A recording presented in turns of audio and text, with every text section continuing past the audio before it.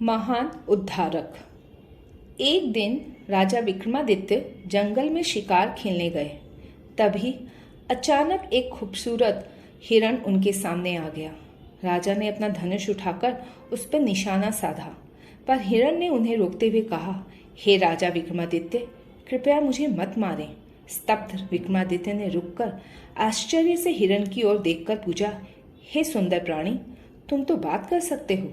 हिरण ने कहा, मैं एक महान योगी के श्राप के कारण हिरण बन गया हूँ, और सच पूछिए तो मैं आपकी ही प्रतीक्षा कर रहा था।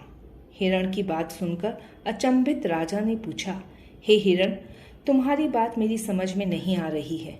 योगी ने तुम्हें श्राप आखिर क्यों दिया? हिरण ने कहा, मैं राजा मानसेन का पुत्र बनवर सेन राजकुमार हूँ। एक बार मैं इस जगह शिकार करने आया था। योगी प्रभु के नाम का उच्चारण करते हुए उनकी साधना में तल्लीन थे। मैंने उनकी आवाज़ को हिरण की आवाज़ समझकर अपना तीर चला दिया। वह तीर उसी वृक्ष में जाके लगा जिस वृक्ष के नीचे योगी साधना कर रहे थे। उनकी साधना भंग हुई और उन्होंने मुझे हिरण बन जाने का श्राप दे दिया। मैंने अपनी भूल के लिए उनसे बहुत क्षमा याचना की, पर उन्होंने श्राप वापस नहीं लिया। उन्होंने कहा कि मनुष्यों में श्रेष्ठ आपसे मैं जब मिलूंगा तब मेरे आधे मानवीय गुण वापस आ जाएंगे, इसलिए मैं आपसे बात कर पा रहा हूँ। आश्चर्य में डूबे विक्रमादित्य ने पूछा, फिर तुम कब वापस मानव रूप प्राप्त करोगे? हिरण ने कहा, हे राजन, योगी ने कहा था कि जब वे आपसे मिलेंगे तब मैं पुनः मानव रूप प्राप्त कर लूंगा, अतः कृपा आप मेरे साथ उनके पास चले। राजा विक्रमादित्य एक हिरण को श्राप से मुक्ति दिलाने के लिए हिरण के साथ योगी के पास पहुंचे। योगी पेड़ पे उल्टे लटके हुए ईश्वर की साधना में रत थे। राजा विक्रमादित्य ने पास जाकर उनका अभिवादन किया। योगी ने अपनी आंखें खोली और विक्रमादित्य को देखकर गदगद हो उठे। पेड़ से नीचे उतर के राजा का स्वागत करते हुए उन्होंने कहा, हे महान आत्मन, अहो भाग्य जो आप यहाँ पधारे। आप एक दिव्य मानव हैं, इंद्रदेव के प्रिय हैं। आपकी एक झलक मात्र से मैं धन्य हो गया। राजा विक्रमादित्य ने कहा, हे योगी, आप जैसे ईश्वर भक्त से मिलकर मुझे भी बहुत प्रसन्नता हो रही है। योगी ने पुनः कहा, हे महान राजन, क्या आप मेरी इच्छा पूर्ण करेंगे? राजा ने कहा, अवश्य, किंतु पहले आप मुझे यह बताएं कि यह हिरण पुनः राजकुमार कैसे बनेगा? योगी ने कहा, तुरंत राजन, किंतु आपसे आशीर्वाद पाने की मेरी इच्छा है, कोई यादगार। राजा ने तुरंत अपने गले में पहनी हुई मूंगे की माला उतारी और योगी को उपहार स्वरूप देते हुए कहा, आपकी साधना में यह आपका सहायक होगा। योगी ने उसे सहर्ष स्वीकार किया। हिरण तुरंत राजकुमार में परिवर्तित हो गया। दोनों ने योगी से अनुमति ली और वापस लौट चले। राजकुमार ने विक्रमादित्य से कहा, हे राजन, मेरी इच्छा है कि आप मेरे साथ मेरे राज्य चले। कुछ दिनों तक अपने राज्य में आपकी सेवा करने को मैं अपना परम सौभाग्य समझूंगा। राजा विक्रमादित्य राजकुमार के साथ ही उसके रथ में बैठकर चल दिए। राज्य में प्रवेश करते ही सिपाहियों ने उन्हें रोक दिया। सिपाहियों के प्रमुख ने राजकुमार से पूछा, कहीं तुम बनवर सेन तो नहीं? राजकुमार ने हाँ में अपनी गर्दन हिलाई। सिपाहियों ने पुनः कहा, अब तुम यहाँ के राजकुमार नहीं हो, तुम्हारे पिता अब राजा नहीं हैं। कपाल सेन ने तुम्हारा राज्य ले लिया है और अब मैं सेनापति हूँ। तुम्हारे माता पिता को बंदी बना लिया गया है और अब तुम बंदी बनाए जाते हो। सेनापति की बात सुनकर राजा विक्रमादित्य ने कहा, हे सेनापति, पल भर ठहरें। मेरी इच्छा अनुसार आप मेरा एक संदेश अपने राजा कपाल सेन को पहुंचा दें। उनसे कहें कि वे स्वेच्छा से राज्य छोड़ दें, इसी में उनकी भलाई है। अन्यथा। सेनापति आग बबूला हो उठा। उसने कहा, अन्यथा तुम क्या कर लोगे? विक्रमादित्य ने कहा, मैं उससे युद्ध करूंगा। विक्रमादित्य द्वारा किए गए युद्ध का निमंत्रण कपाल सेन तक पहुंच गया। उसने अपनी विशाल सेना एकत्र कर युद्ध के लिए कूच किया। इधर विक्रमादित्य ने अपने बेताल को युद्ध के लिए बुला लिया। शीघ्र ही उन्होंने कपाल सेन की सेना का नाश कर दिया। तत्पश्चात विक्रमादित्य ने अपनी तलवार कपाल सेन की गर्दन पर रखकर कहा, जान प्यारी है तो राज्य को छोड़कर तुरंत भाग जाओ, अन्यथा जीवित नहीं छोड़ूंगा। कपाल सेन ने हाथ जोड़ के विक्रमादित्य से जीवन दान मांगा और वापस अपने राज्य लौट गया। राजा मानसेन को कैद से बाहर निकाला गया। उन्होंने अपने और अपने पुत्र का उद्धार करने के लिए राजा विक्रमादित्य को कोटिश धन्यवाद दिया। राजा विक्रमादित्य उन सबसे विदा लेकर जंगल की अपनी कुटिया में लौट गए। राजा की उदारता। राजा विक्रमादित्य अपने साहस के साथ साथ अपनी बुद्धिमत्ता के लिए भी जाने जाते थे। अपने राज्य के सभी भागों से वे अक्सर वाद विवाद तथा परामर्श के लिए विद्वानों को निमंत्रित किया करते थे। इस तरह की सभाओं में होने वाले विचार विमर्श से उन्होंने बहुत कुछ सीखा था। एक बार ऐसी ही विद्वानों की सभा में विक्रमादित्य ने विष्णु भगवान के महान भक्त और सहायक शेषनाग के विषय में जाना। सभा में बातचीत के मध्य विक्रमादित्य को पता लगा कि शेषनाग से मिलना स्वयं भगवान विष्णु से मिलने के समान है। राजा बैकुंठ जाकर शेषनाग से मिलने को उत्सुक हो उठे। विक्रमादित्य ने अपने बेतालों को बुलाकर उन्हें शेषनाग के पास ले चलने के लिए कहा। बेतालों ने तुरंत उनकी आज्ञा का पालन किया और राजा को शेषनाग के पास ले गए। अपने द्वार पर विक्रमादित्य को आया देखकर शेषनाग स्वयं उनका स्वागत करने द्वार पर आए। उन्होंने कहा, हे विक्रमादित्य, कितना सुखद आश्चर्य है। मैंने तुम्हारे और तुम्हारे राज्य के विषय में बहुत कुछ सुन रखा है। तुम्हारे पराक्रम और बुद्धिमत्ता के विषय में सुना है। तुम्हारा राज्य अत्यंत समृद्धशाली है और तुम इंद्र के प्रिय हो। अपने विषय में शेषनाग की कही गई बातों को सुनकर विक्रमादित्य अचंभित थे। अपनी प्रसिद्धि के विषय में जानकर वे भावविह्वल हो उठे। शेषनाग ने अपने अतिथि का सत्कार किया। उन्होंने विक्रमादित्य से कुछ दिनों तक वहीं रुककर शहर देखने का आग्रह किया। विक्रमादित्य उनका आतिथ्य स्वीकार कर कुछ दिन वहीं रुक गए। कई दिनों तक वे शेषनाग के शहर में भ्रमण करते रहे। एक दिन वापस लौटने की अनुमति देने वे शेषनाग के पास गए। शेषनाग ने कहा, विक्रमादित्य, तुम्हारा यहाँ आना मेरे लिए अत्यंत गौरव की बात है, किंतु मैं तुम्हें अब खाली हाथ वापस नहीं जाने दूंगा।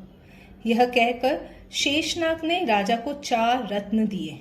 उन चारों रत्नों की अपनी विशेषता थी और वे दिव्य उपहार आशीर्वाद युक्त थे। विक्रमादित्य ने सहर्ष उन्हें स्वीकार किया। लौटते समय मार्ग में राजा की मुलाकात एक ब्राह्मण से हुई। उस ब्राह्मण ने राजा को रोककर उनका अभिवादन किया और कहा, हे राजन, क्या तेज है आपके चेहरे पर। लगता है आप अवश्य ही किसी दिव्य स्थान से आ रहे हैं। राजा ने कहा, हे ज्ञानी, आपने सही कहा। मैं शेषनाग के घर गया था। यह तो बड़े सम्मान की बात है। इसका अर्थ है कि आपको अवश्य ही दिव्य उपहार प्राप्त हुआ होगा। जी, आपका अनुमान सही है। अपने रत्नों में से एक रत्न आपको देने में मुझे प्रसन्नता होगी। ब्राह्मण ने प्रसन्न स्वभाव से कहा, हे राजन, यह मेरा सौभाग्य होगा। राजा ने वे चारों रत्न ब्राह्मण को दिखाकर उनकी विशेषता बतानी शुरू की। धन की कामना करने पर यह पीला वाला रत्न धन देता है। लाल रत्न वस्त्र और आभूषण प्रदान करता है। हाथी, घोड़ा, रथ, पालकी, जो भी चाहो यह नीला रत्न देता है। और ज्ञान तथा धार्मिक योग्यता की कामना को यह हरा रत्न पूर्ण करता है। राजा ने पुनः कहा, आप इनमें से एक अपनी आवश्यकता अनुसार चुन ले। राजा का प्रस्ताव सुनकर ब्राह्मण चकरा गया। अतः उसने कहा, हे राजन, मैं निर्णय कर पाने में असमर्थ हूँ। अपने परिवार से चर्चा करने के लिए क्या आप मुझे कुछ समय दे सकते हैं? राजा ने अपनी सहमति दे दी। ब्राह्मण अपने घर गया। उसने परिवार के लोगों को विस्तार से सारी बातें बताईं। बड़े पुत्र ने कहा, पिताजी, हम लोग गरीब हैं। पीला वाला रत्न प्राप्त करने से हमारी सभी समस्याओं का समाधान हो जाएगा। दूसरे पुत्र ने कहा, पिताजी, मेरी सलाह है कि आप लाल रत्न लें। वस्त्र की तो हमें आवश्यकता है ही। यदि आभूषण भी मिल जाए तो समय पड़ने पर हम उसे धन में बदल सकते हैं। ब्राह्मण की पत्नी ने सुझाया, मेरे विचार में नीला वाला रत्न हमें समाज में प्रतिष्ठित स्थान दिलाएगा। अपना हाथी, रथ और पालकी की जरा कल्पना तो करो। अंततः ब्राह्मण ने कहा, मैं समझता हूँ कि ज्ञान और धार्मिक योग्यता हमें सदा प्रतिष्ठा प्रदान करेगी, इसलिए मुझे हरा रत्न लेना चाहिए। अगले दिन ब्राह्मण राजा विक्रमादित्य से मिलने गया। उसने कहा, हे राजन, मैं अभी भी उलझन में हूँ। परिवार के सभी सदस्यों ने अलग अलग रत्नों का सुझाव दिया। समझ नहीं पा रहा कि क्या निर्णय लूं। मुस्कुराते हुए विक्रमादित्य ने कहा, हे ज्ञानी पुरुष, आप चिंता न करें। आप चारों रत्न रख लें। आपके परिवार को उन सब की आवश्यकता है। इस प्रकार राजा ने बड़ी ही उदारता से चारों रत्न ब्राह्मण को दे दिया। विक्रमादित्य की बुद्धिमत्ता। एक बार दो शिक्षित व्यक्ति राजा विक्रमादित्य के दरबार में आए। किसी बात को लेकर उनके बीच मतभेद उत्पन्न हो गया था, जिसे वे दूर करना चाहते थे। राजा ने उनका स्वागत कर उनके मतभेद के विषय में जानना चाहा। उनमें से एक ज्ञानी ने कहा, हे राजन, हमारी आपस में चर्चा चल रही थी कि शरीर का कौन सा भाग सबसे महत्वपूर्ण है। तो मैंने कहा कि बुद्धि सबसे अधिक महत्वपूर्ण है। मैं इसे सिद्ध भी कर सकता हूँ। देखिए, हम जो भी करते हैं उसे बुद्धि ही नियंत्रित करती है। हम जो चाहते हैं वही करते हैं। इसीलिए मैं कहता हूँ कि बुद्धि ही हमारे शरीर को नियंत्रित करती है। तब दूसरे ज्ञानी ने कहा, और मेरा तर्क है कि विवेक हमारे शरीर को आदेश देता है। यदि आप विवेक से काम ले तो बुद्धि को सरलता से नियंत्रित किया जा सकता है। अतः विवेक बुद्धि से बड़ा है। दोनों ज्ञानियों के बीच विचार सुनकर राजा गहन सोच में पड़ गए।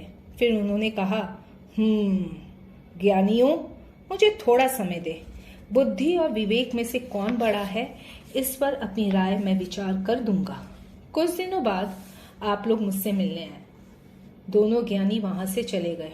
इधर विक्रमादित्य विचारने लगे कि हालांकि बुद्धि ही मानव की प्रेरक शक्ति है, किंतु किसी कार्य को करने के लिए विवेक अधिक महत्वपूर्ण है। इसका सही उत्तर जानने के लिए उन्होंने एक आम नागरिक बनने का निर्णय किया। अपना रूप बदलकर छद्म वेश में वे राज्य में निकल पड़े।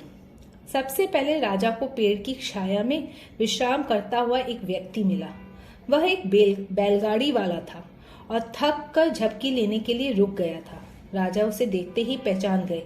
वे उसके पास गए और बोले, इस शहर में धनाढ़ सौदागर स्वर्गीय गोपाल दास के तुम पुत्र हो क्या? जी हाँ, उस व्यक्ति ने उत्तर दिया। राजा ने अपनी बात आगे कही, तुम्हारे पिता ने तो मेरी जानकारी में अपनी संपूर्ण संपत्ति तुम्हारे और तुम्हारे भाई के बीच बांट दी थी। उनकी इतनी संपत्ति थी कि तुम दोनों 2 पीढ़ियों तक निश्चिंत होकर रह सकते थे। फिर तुम बैलगाड़ी क्यों चला रहे हो? उस व्यक्ति ने राजा को ऊपर से नीचे तक देखा और पूछा, आप जो कह रहे हैं वह तो सही है, किंतु मैंने आपको नहीं पहचाना श्रीमान। राजा ने कहा, तुम मुझे नहीं जानते हो, किंतु मैं तुम्हें जानता हूँ। मैं तुम्हारे पिताजी का प्रिय मित्र था। दूर शहर में रहने के कारण तुम्हारे घर नहीं आया। तुम्हारे और तुम्हारे पिता के विषय में मुझे मेरे और तुम्हारे पिता के अन्य मित्रों से सूचना मिली थी। उस व्यक्ति ने कहा, श्रीमान, आप ठीक ही कहते हैं। पीढ़ियों तक सुचारू रूप से जीवन यापन के लिए मेरे पास प्रचुर धन था। अपने बुरे कर्मों के कारण मैंने सारा धन गंवा दिया। विक्रमादित्य ने पूछा, ओह, यह तो बहुत दुख की बात है। अच्छा, तुम्हारे भाई सारंगी दास का क्या हाल है? उस व्यक्ति ने कहा, ओह श्रीमान, वह बिल्कुल ठीक है।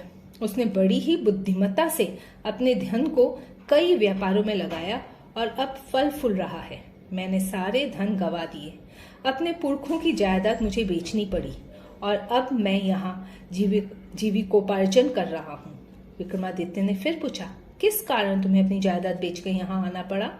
वह बोला, पिताजी की मृत्यु के पश्चात मैं कुसंगति में पड़ गया। मुझे जुए की लत लग गई और एक समय ऐसा आया कि मैं कंगाल हो गया। भाई ने मुझे सही सलाह भी दी, पर मैंने उसकी बात नहीं मानी। मैं इसी जीवन के योग्य हूँ श्रीमान। विक्रमादित्य सोचने लगे, बुद्धि उस पर हावी हो गई और उसे कुसंगति में डाल दी।